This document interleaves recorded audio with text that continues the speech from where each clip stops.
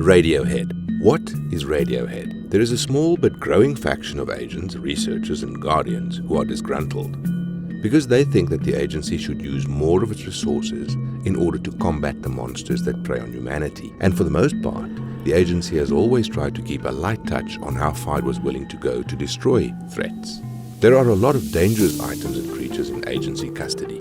Ones that, if let loose, can combat things that our field agents aren't able to handle. This faction also has the support of one or more of the council members, but the majority of the council disagree. The agency's goal has always been able to protect humanity. Aside from the rare examples, there has been a generalized rule to minimize the use of preternatural items or creatures. Because how can the agency protect humans if the members stop being human? A lot of the information can corrupt even the most just man or woman into complete monsters. Losing agents to the machinations of rival organizations like the company or to diabolical abominations like the Siren Heads have made this faction's voice loud, especially due to the evil that the multi-headed Siren Head has wrought upon the world. This creature has been made a priority for the agency. Find any way possible to kill it, because so far human technology has failed to contain it. Soon a plan was put into place, one that stretched the limits of what the agency felt comfortable doing, stretching its mandate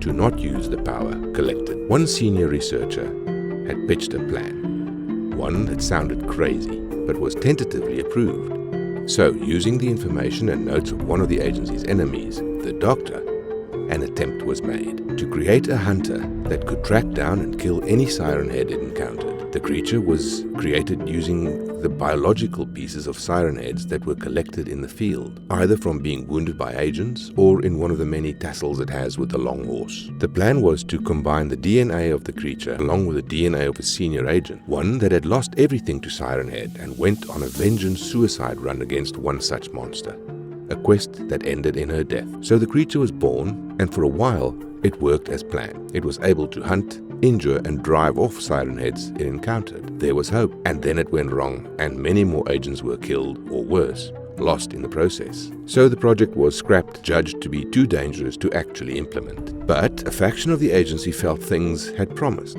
so they requested to make another attempt, this time without using human DNA. It was theorized that it was the human DNA that let the first hunter be so easily corrupted. The project was approved once again, but this time with many, many more safeguards. It was probably for the best that human DNA was not used in the next generation of hunt, because what was done to it, quite frankly, was inhumane, on a scale that would make the most die-hard soldier sick to their stomach. The researchers in charge of the project took many samples of creatures in containment picking and choosing which ones could be used based on their abilities and containment levels. And instead of using a sample from the multi-headed Siren Head, they took lots of samples from the corpse of the yellow Siren Head. It had been killed previously by an agent getting very lucky in their encounter. Using the Doctor's notes and information from the company, the agency had created a new creature. There were also multiple levels of safe measures implanted into the creature in case it went rogue. Eventually, the next hunter was created. For archival purposes,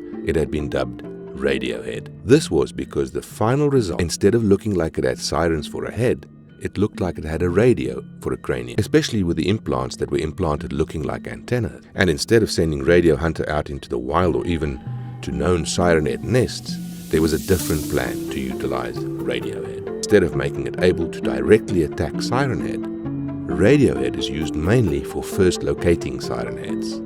It is able to tune into their unique frequencies, and once it has those, Radiohead is able to locate the Siren Head and keep real-world tracking of where it goes, or if it approaches populated areas. Just being able to have a more detailed method of locating the creatures has aided our containment operations exponentially. Lessons were learned that using the Siren Head to fight a Siren Head is just an idea doomed to failure.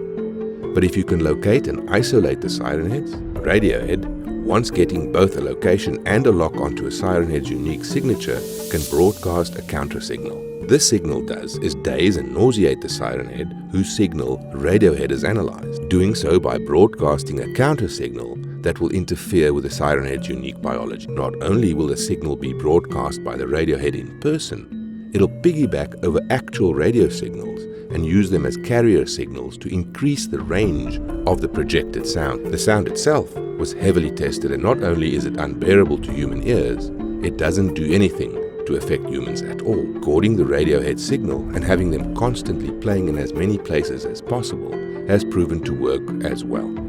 It is the agency's hope to keep the creatures isolated and too ill to do anything. The only downside is that Radiohead needs a long time to analyze the signal for a siren head, and it can only do so by using the samples the agency has collected over various operations. But what is going on is to continue to test Radiohead. If it has proven to be a valuable asset, more will be developed, and the result will be to weaken the siren heads and keep them contained where they found. There is also the issue that trying multi-heads signal has proven to be too complex to actually counter-signal. Thus, there is the very real fear that doing so, even if we did have a counter-signal, will do nothing but gain the creature's attention. A scenario that no one actually wants to have. So there is hesitance to go further with Radiohead, even with the calls to send it out into the field. The results of last time it was done still speaks too loud in the memory, which is why there are multiple explosives that have been in its body, including 2 cranial bombs.